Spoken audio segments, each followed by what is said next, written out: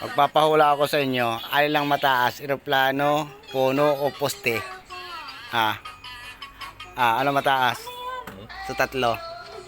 Eroplano, puno, o poste?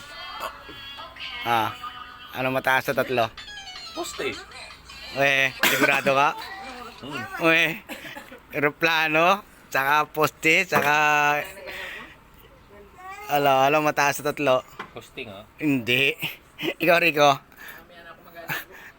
Ikaw at Nora, ano mataas sa tatlo? 1,000. Hindi. Ano? Pwede mo? Ano na mataas sa tatlo?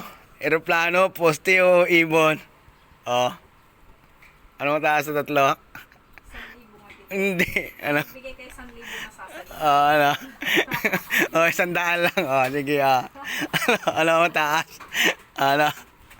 Sige, ano? Irit na kayo? Ano? Yung O. Hindi. Ano mataas? Di apat. Di ba? Sabi ko.